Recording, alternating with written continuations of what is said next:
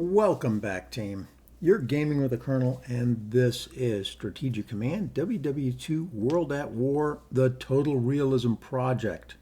So we're announcing right now that Kuebelwagen and I will start a new game of this.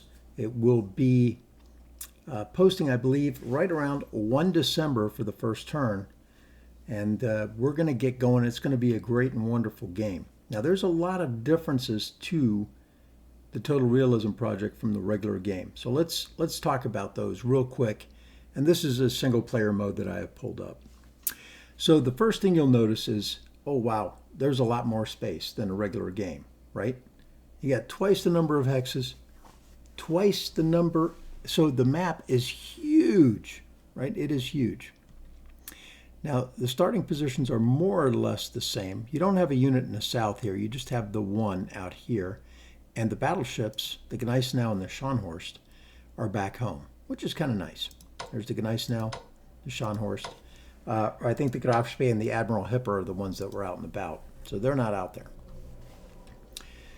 All right, so you have pillboxes on the Maginot Line now. You have the Kiel Canal, right? So normally we play a home rule that only Axis units can go through the Kiel Canal. Oh, there's the Scheer and the Grafspee. I don't see the Hipper, but I think the Hipper comes out with the Bismarck. All right, so you've got twice the number of hexes. It's a huge map. Look at what you have to cover here to get to Moscow. It's a lot of hexes. It's even worse to get to Stalingrad. Oh, it takes a lot. Now, that's the first major difference. The second major difference is you have 1 week per turn instead of 2, so you have twice the number of turns. That really matters, right? So you have a lot more opportunity to plan long-term operations in order to get something done in a year. Next is you'll see that I have visibility here for a long ways. That's because planes have spotting now of 5 and naval of 7.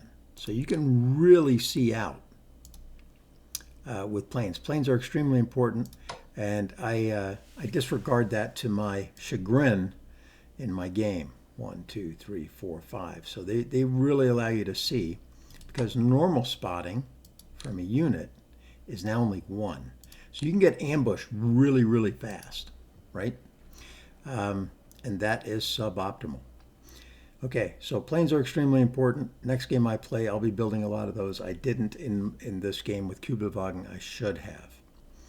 All right, so that's a huge difference. Now, other land unit differences is these garrisons, which normally aren't worth anything, they now defend just as good as corps. 3-3. So these guys are great on the defense.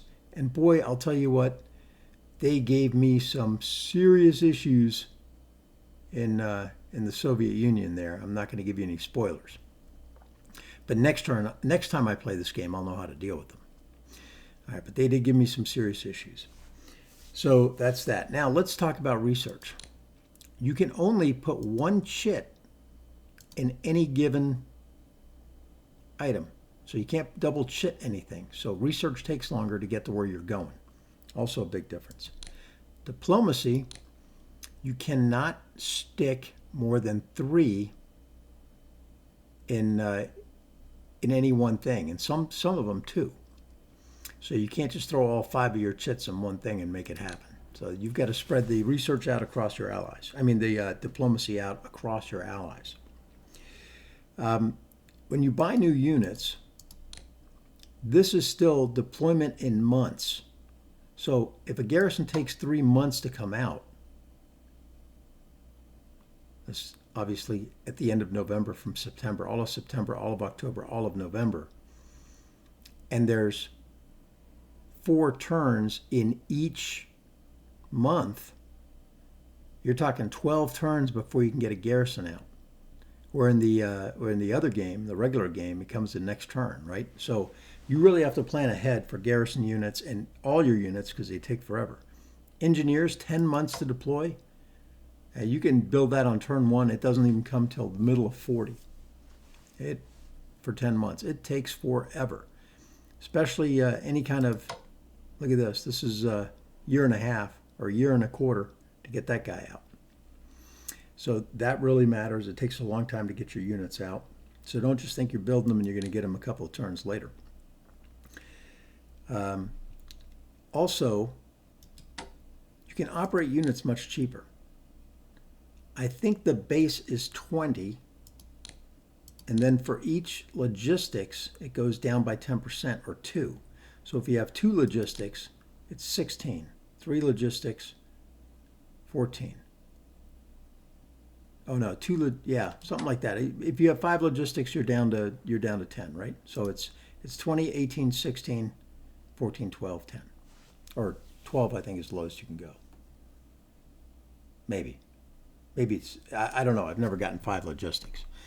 In any case, you can now operate units much cheaper, whereas before operating a headquarters cost a whole bunch of money. Now it's just 18. A tank, operating a tank cost a bunch of money. Now it's just 18, right? And so on and so forth. No matter what unit, they're the same. All right, let's see if I can think of anything else.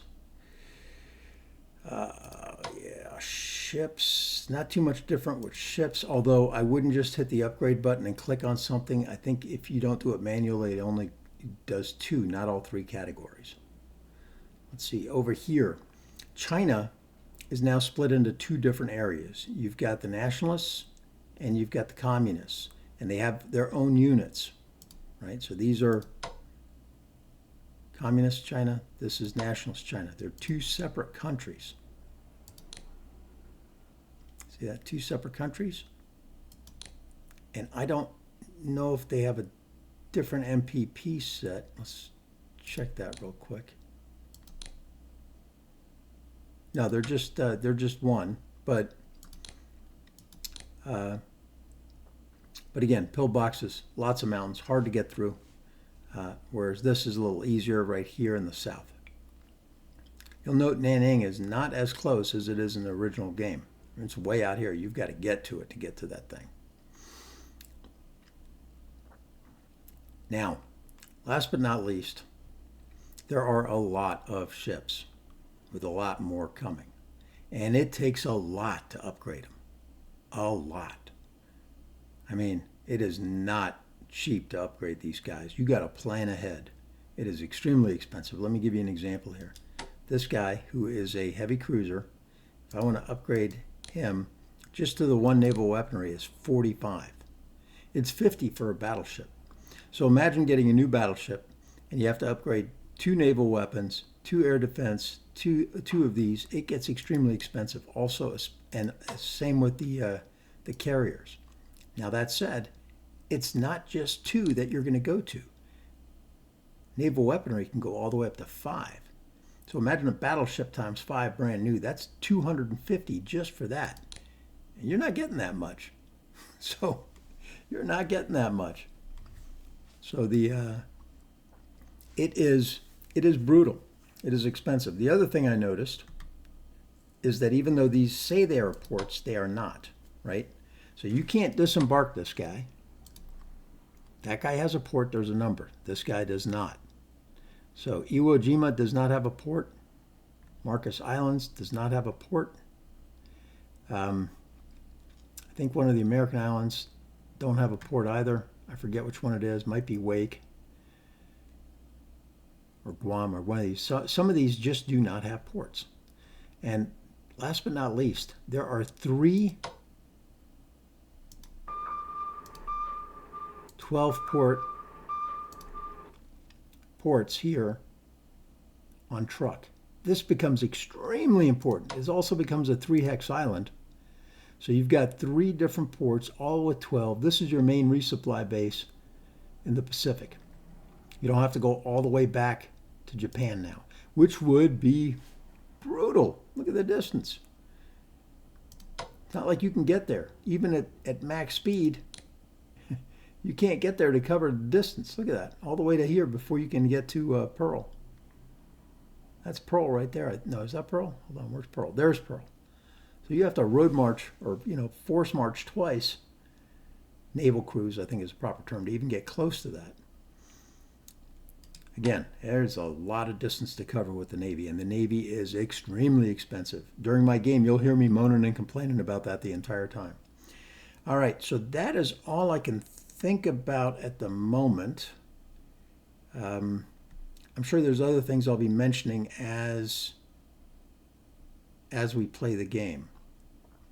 I'm looking forward to seeing all of y'all there. It's going to be a learning experience both for myself and Kuebelwagen because it'll be the first time we played it. I mean, obviously we're well into the game now. I think let me take a look here. We are at turn